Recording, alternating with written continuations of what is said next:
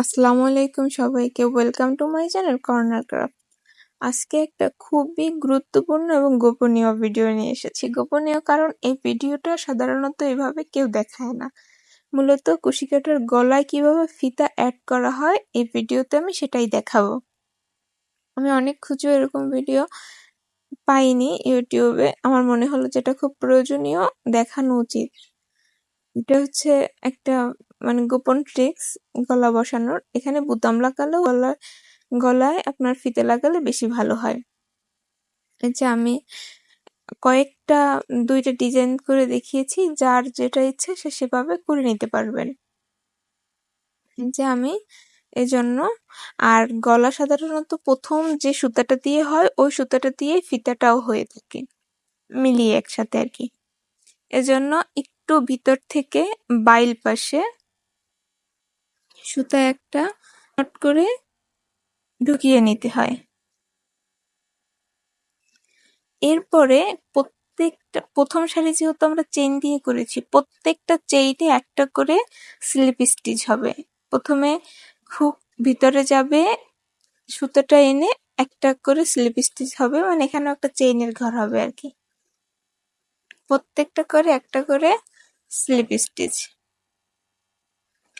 আর সুতাটা বেশি টাইট করা যাবে না, হালকা ঢিল ঢিল করে প্রত্যেকটা ঘরে এক একটা স্লিপ স্টিচের সাহায্যে চেইন করে একদম শেষ মাথা পর্যন্ত যেতে হবে। বেশি টাইট হলে গলাটার ওখান থেকে গুছিয়ে যাবে।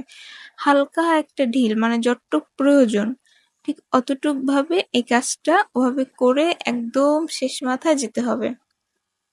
আর এই ভিডিওটা আমি ইউটিউবে অনেক খুঁজেছি যে ফিতে লাগানো কিন্তু আমি পাইনি কোনো জায়গায়। এই জন্য আমার মনে হলো যে এটা শেয়ার করা উচিত। আর এই গলাটা আমি করে ইউটিউবে দিয়ে দিয়েছি চ্যানেলে। আমি ডিসক্রিপশন বক্সে লিংক দিয়ে দিব, আপনারা যারা এই গলাটা করতে চান দেখে করে নিতে পারবেন। খুবই সুন্দর একটা গলা। আর কোন বয়সের বাচ্চার কত নম্বর সাইজ সেটাও আমি উল্লেখ করে দিব। এমন প্রয়োজনীয় ভিডিও পেতে আমার চ্যানেলটা সাবস্ক্রাইব করে রাখুন। যারা করেছেন তাদেরকে অসংখ্য ধন্যবাদ প্রয়োজনীয় ভিডিও পাওয়ার জন্য, আর যারা করেছেন তাদেরকে অসংখ্য ধন্যবাদ। এই যে এইভাবে আমি একদম পুরো মাথা পর্যন্ত করে নেব। এটা কিন্তু আমি বেশি ভিতর থেকে শুরু করিনি, কিছু আগ থেকে শুরু করেছি। আপনারা ঠিক একইভাবে শুরু করে নেবেন। এই যে একটা করে চেইন হচ্ছে চেইন ঘরের উপরে, এটা মূলত ফিতার ঘর। বুতাম দিলেও ফিতাটা দিলে হয় কি একটা সুন্দর সেই পাশে টান টান থাকে আর কি। এরপরও একটা বুতাম কি 2টা বুতাম দিলাম সাপোর্ট হিসাবে, এটা কোনো সমস্যা না। এই যে আমি একদম মাথায় চলে এসেছি করতে করতে। এরপরে ফিতার জন্য আমরা এবার চেইন করে নেব এক্সট্রা। এই চেইনটা হবে নিজের আন্দাজ অনুযায়ী, যে 2টা ফিতা মিলিয়ে বাঁধতে যতটুক ফিতা লাগে আর কি, ততটুক আমরা চেইন করে নেব, লম্বায় যতটুকু আমাদের লাগবে। আর আমি এখানে একটু ভিডিওর স্পিড বানাইনি, করতে করতে বেশি আমার দ্রুত হয়ে যায়, এজন্য আবার একটু স্লোলি করিয়ে দেখার চেষ্টা করেছি। এভাবে আমি আমার প্রয়োজন মতন চেইন নিব।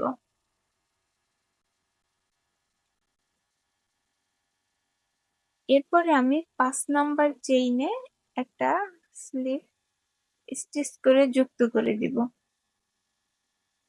এবার আমরা প্রথমে 3টা চেইন নিব, এরপরে আমি এখানে 5টা ডাবল ক্রোশেট নেব। এই 5টা ডাবল ক্রোশেট আর প্রথমে 3টা চেইন, শেষে 3টা চেইন, এই 7টা ডাবল ক্রোশেট মিলে একটা পাপড়ির ঘর হবে। এখানে আমি এরকম 3টে পাপড়ি করব। এখানে আমি পাপড়ির মাঝখানে 5টা ডাবল ক্রোশেট দিয়েছি। কেউ চাইলে 3টে ডাবল ক্রোশেট, প্রথমে 3টা চেইন, শেষে 3টা চেইন, এই মোট 5টাও করতে পারি। এখানে আমি 7টা মোট করেছি চেইন সহ। এই যে একটা পাপড়ি করলাম, পরের পাপড়িটা দেখিয়ে দিচ্ছি। 1 2 3, 3টা চেইন, এরপরে 1 number double crochet, 2 number double crochet, 3 number double crochet, 4 number double crochet, 5 number double crochet. 5 number double crochet করার পর 1 2 3 তিনটা চেইন, আবার একই ঘরের ভিতর থেকে স্লিপ স্টিচ করে যুক্ত। আর পাপড়িটাও ঠিক একই ভাবে হবে। এখানে আমি 3টা পাপড়ির একটা ফুল বানাবো।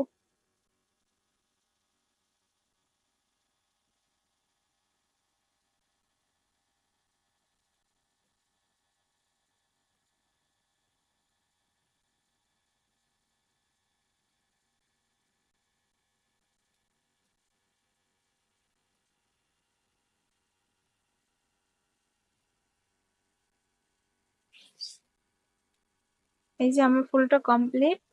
এবার এক্সট্রা একটা চেইন নিয়ে সুতাটাকে কেটে নিতে হবে। এইভাবেও কেউ চাইলে চেইনটাকে রাখতে পারেন। আচ্ছা, এবার এই পাশের কাজ হলো, যে কাপড়টা দিয়ে কাজ করব সেই কাপড় অনুযায়ী সুতাটা দিয়ে অ্যাড করে নেবো। আমি এখানে প্রথমটা দিয়ে অ্যাড করে নিলাম।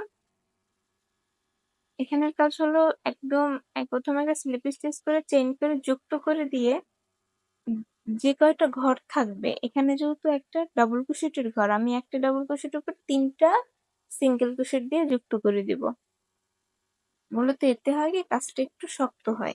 ওখানে যেহেতু একটা বোতাম ঘর হবে, ঢিল ঢিল হয় না কাজটা আর কি, বা একটা নাজুক ভাব থাকে না। আবার একটা সিঙ্গেল ক্রোশেটের ভিতরে একবার ডাবল ক্রোশেট করবো, এভাবে কাজটা কমপ্লিট করব।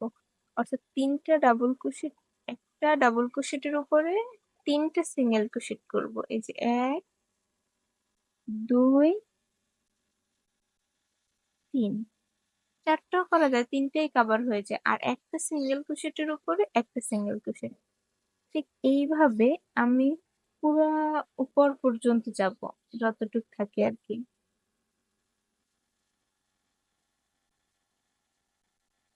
একই নিয়ম ফলো করে আমি একদম উপর পর্যন্ত চলে যাব।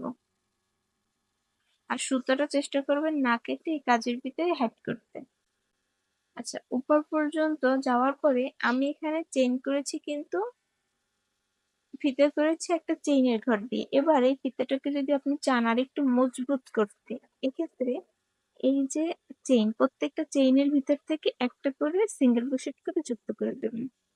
এই যে প্রত্যেকটা চেইন, এখানে তো ফিতার তো চেইনের ঘর দিয়ে হয়েছে বাঁধার জন্য, প্রত্যেকটা চেইনের ভিতর থেকে একটা করে সিঙ্গেল ক্রোশেট। এতে করে হবে কি, ঘরটা একটু মোটা হবে।